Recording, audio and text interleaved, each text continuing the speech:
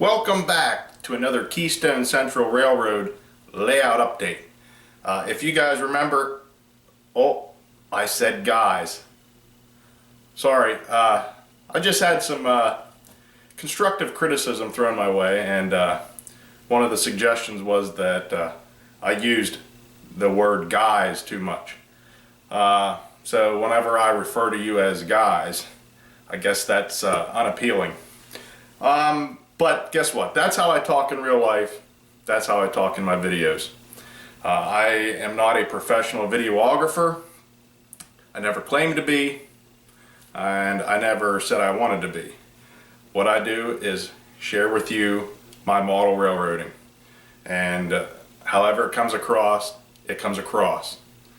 But anyways, the gentleman did have some good suggestions. I'm always welcoming constructive criticism, and I will take some of them to heart and actually try to implement some of those suggestions in my my videos going forward.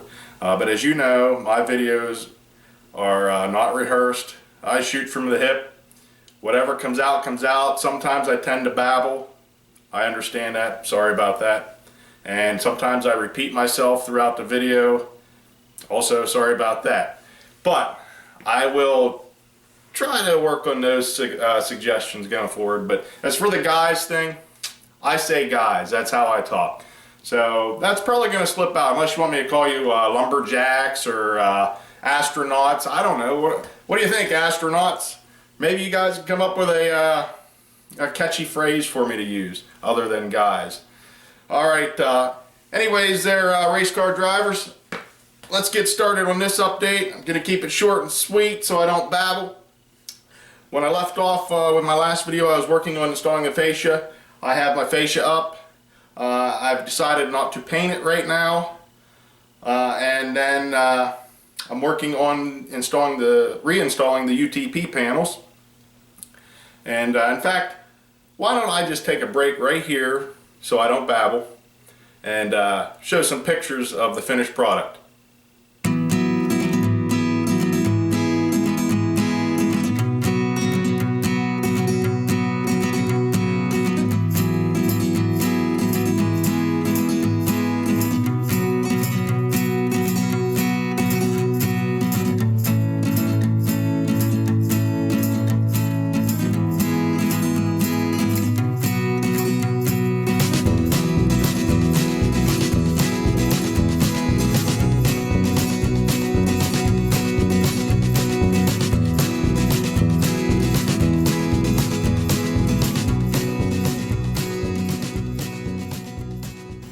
As you can see, there is still a lot of clutter underneath the layout. That will be hidden by a curtain at some point in the future. That's not on my priority list.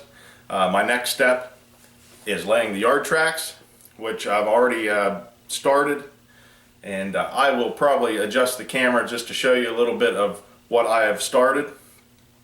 And maybe, depending on how far I get with this, it was a pretty nice weekend, so I really was not in the train room very much.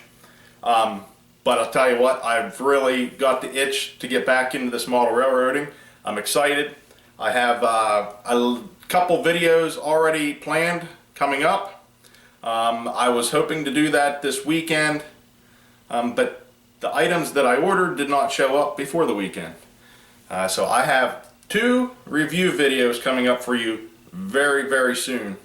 And I'm excited about that, and finishing the yard track. So hang on guys, I'll give you a quick shot of what I'm doing. I just realized I called you guys again. I'm so sorry about that. Alright astronauts, let me show you what I'm doing. Alright, now what you see here is the start of my yard. These turnouts right here are just laying here right now. The rest of them have already been installed whenever I laid my main line. Now I've decided to go with 2-inch track centers as opposed to like a 1.79 inches is kind of a prototypical spacing.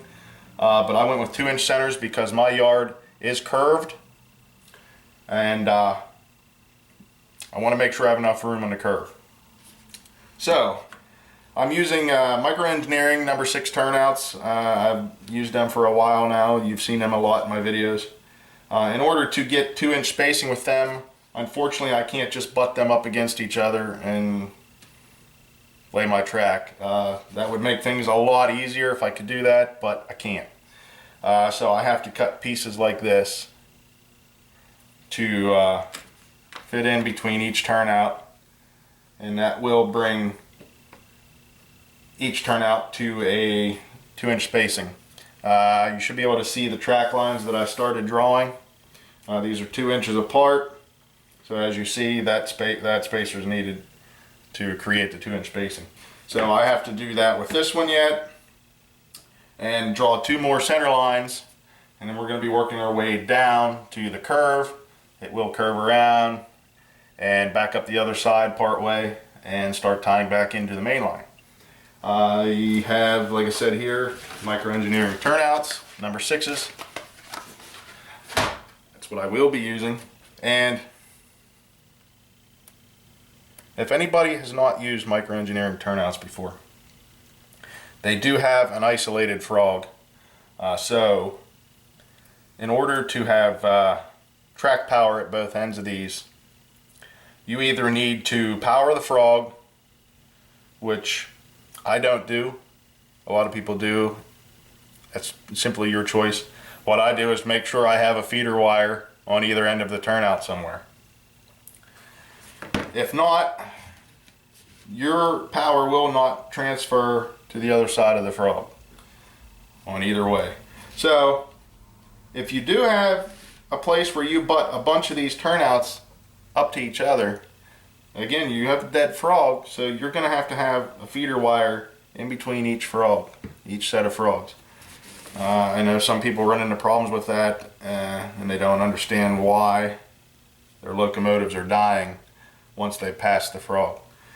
But so that is next on the agenda.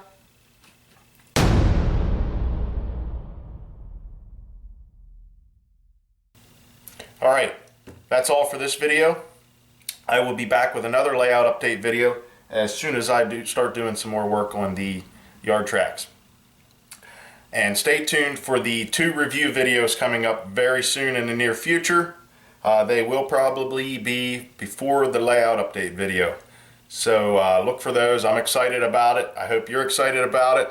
I have a new format too that I'm going to use for my review videos from now going forward. So I'm excited about that too.